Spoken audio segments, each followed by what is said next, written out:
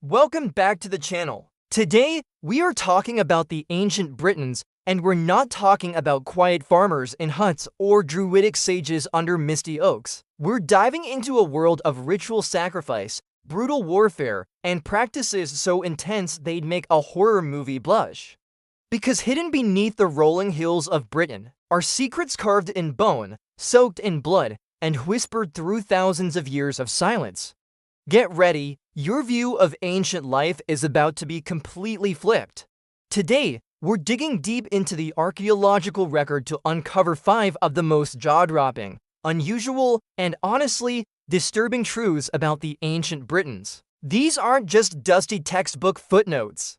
These are raw, real discoveries that expose a society way more complex, spiritual, and at times, terrifyingly brutal than you've ever imagined. From sacred cannibalism to blood-soaked mass graves, hill forts of power, godly offerings, and even ancient rhino skulls cracked open for dinner, this is the ancient Britain your history teacher never dared to mention. Let's dive into the madness. The skull drinkers of Goth's Cave, ritual cannibalism. In Somerset's Goth's Cave, dating back nearly 15,000 years, archaeologists uncovered a scene straight out of a prehistoric horror story. Human bones, cracked open for marrow, stripped clean, and most chilling of all, skulls carefully shaped into drinking vessels. But this wasn't about survival. This was ritual cannibalism. Funeral rites or spiritual ceremonies may have led to eating the dead as a form of remembrance, or even transformation. One forearm bone was engraved with deliberate zigzag carvings, the oldest known decorated human bone. This wasn't savagery, it was symbolic, repeated, and deeply cultural. These people weren't just surviving, they were expressing a ritualized worldview that blurred the line between sacred and shocking. The Bronze Age bloodbath, Charterhouse Warren massacre. Jump ahead to Bronze Age Britain and the scene gets even darker. In a 50-foot shaft at Charterhouse Warren, archaeologists found the remains of at least 37 people, including children, all violently killed and dismembered. Teeth marks on bones, signs of flesh stripping. Clear evidence of cannibalism, not from starvation, but from ritual or revenge. This wasn't a gradual sacrifice, this was a massacre. A sudden, catastrophic event where a whole group was wiped out, possibly even consumed. Forget the image of peaceful Bronze Age farmers.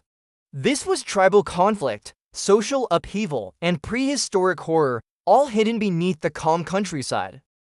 Fortress Britain, the power of hill forts. Now let's move from bloodshed to brilliance. Scattered across the UK are monumental hill forts, vast structures like Maiden Castle, built without machines, but with incredible vision. Some cover areas the size of 27 football pitches. Others, like Yeavering Bell, feature roundhouses up to 130 meters wide. Not homes, but likely ceremonial or political centers. These weren't just military forts. They were symbols of tribal dominance, engineering marvels, and spiritual hubs. The labor, planning, and organization it took to build them shows that ancient Britons had complex leadership, social systems, and the ability to rally hundreds, even thousands, to create something eternal. They weren't just surviving, they were building legacies. Chariots of fire and divine offerings. During the Iron Age, the Britons embraced spectacle and spirituality like never before. Elite warriors were buried with their chariots, their gear, and even exotic imports. In one case, a man was buried in Yorkshire with a chariot that possibly originated in Scotland, a symbol of status, travel, and power, but the show didn't stop there. In sacred rivers and lakes, ancient Britons sacrificed treasure, gold, weapons, cauldrons, and more, all intentionally broken or burned, then buried. These weren't offerings of desperation. They were spiritual transactions, a way to ask for victory, fertility, protection, or favor from the gods. The line between life and spirit wasn't just blurred, it was a constant exchange, written in fire, metal, and belief. Brain food and prehistoric predators, Boxgrove's earliest hunters. Now let's rewind time, way back to 500,000 years ago. At Boxgrove in Sussex, Early human relatives, likely Homo heidelbergensis, opened up rhino skulls with flint tools, not for trophies, but to feast on the brain. Why? Because the brain is packed with calories and fat, vital for survival in a landscape teeming with hyenas, lions, and more. This wasn't random survival, it was strategy, teamwork, and high-skill butchery. These ancient humans worked together, hunted smart, and knew their ecosystem inside and out. Boxcurve proves early Britons weren't just primitive, they were problem solvers, cooperators, and early innovators.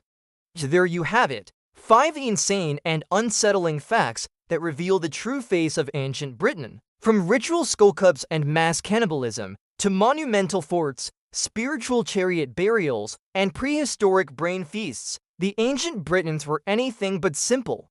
They were warriors, builders, hunters, and believers, living in a world where the line between sacred and savage was never clear. History isn't just about what happened, it's about how differently people lived, and how strange and complex the human story truly is. Which of these ancient truths shock you the most? Let us know in the comments below. Hit that like button, subscribe to the Echoes of Time, and tap the notification bell so you don't miss the next journey into our hidden past. Thanks for watching, and remember, the past still echoes, you just have to listen.